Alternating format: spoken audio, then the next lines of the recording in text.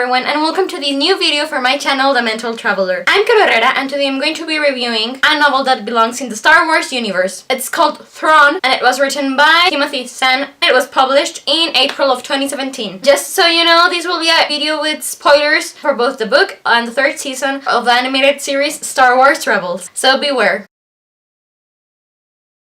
As with countless others, I was introduced to the character of Grand Admiral Thrawn through the Thrawn trilogy. I first read them back in 2015, but they've been around for some time. In fact, after Return of the Jedi and before the prequel trilogy came out, people were having this big need for Star Wars, but there weren't any more movies being made. What happened was that Zahn decided to write this series of novels where he wrote what he thought would have happened after Return of the Jedi. They were quite popular, but that storyline is no longer considered canon because when Disney bought Star Wars, they decided that those novels would belong in the expanded universe and their own sequels would be the official canon. And I personally detest The Force Awakens, and I don't have any high hopes for the future installments of that sequel trilogy. So if I had to choose, I would definitely go for the story that Zahn presented in the Thrawn trilogy rather than whatever trash Disney's coming up with in regards to what happened after episode 6. But yeah, anyways, the Thrawn trilogy, as I said, was quite popular, and so the author went on to write several other books that sort of deal with the character of Thrawn. For example, The Hand of Thrawn-Duology, Survivor's Quest, and Outbound Flight. I've already read all of them and reviewed them, except Outbound Flight, but I shall be correcting that pretty soon. Anyways, Thrawn is a really beloved character in the Star Wars universe to the point where Disney decided that even though they declared Zahn's works as non-canon, they did make the good choice of bringing Thrawn back into their official versions by presenting him as a character in their animated series Star Wars Rebels. And I didn't have a problem with that because I am in love with Star Wars Rebels, and even though it belongs to Disney, I think that the one responsible for making it such a good continuation of the true legacy of Star Wars is Dave Filoni, and so the way that Thrawn is introduced into the Star Wars Rebels universe was really well done. He managed to find a proper balance of not overusing Thrawn too much. I mean, I've heard from other Star Wars fans that they were disappointed in some details of Thrawn's character in this show. For example, how his eyes do have pupils, but I don't really have a problem with that. My favorite character in the Star Wars universe is Anakin Skywalker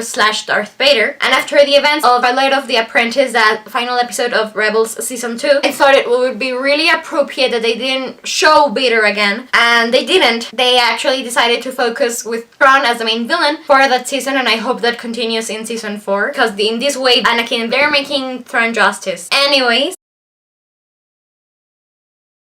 one of the reasons why I'm going on and on about Star Wars Rebels is because this novel, Thrawn, is meant to be a prequel to his appearance in that animated show. And in here we see how Thrawn, this alien, gets so high up in the ranks of the Empire to the point where we meet him as Grand Admiral Thrawn in Rebels. And actually, aside from Thrawn, we also get the storyline of how Governor Price, the woman that rules Lothal in Rebels, what's her storyline? We get to see that. So yes, the novel follows what happens to these two characters and how they manage to gain power and prestige from being relatively unknown. And actually, right from the start, this novel made me want to read Outbound Flight. The reason for that is because at the start of Thrawn, we get to hear how Thrawn was recommended to Palpatine by Anakin because they met during the time of Outbound Flight. So I want to see how that dynamic was like. And also, talking about Anakin, just as with Season 3 of Star Wars Rebels, they don't really mention Vader at all in Thrawn, which I thought was really good, so that he wasn't the antagonist in this story. It gives Thrawn more liberty to develop as a character. And I love how we don't get to see Thrawn and Vader interacting, because it leaves a lot of space for speculations about how their dynamic would be like. I was certain that they were going to show Vader at one point in Thrawn, and they do at the end. But I thought it was good because even though it was predictable, they didn't overuse that moment into this sort of epic thing. It was just a nice touch, and I'm not complaining about that.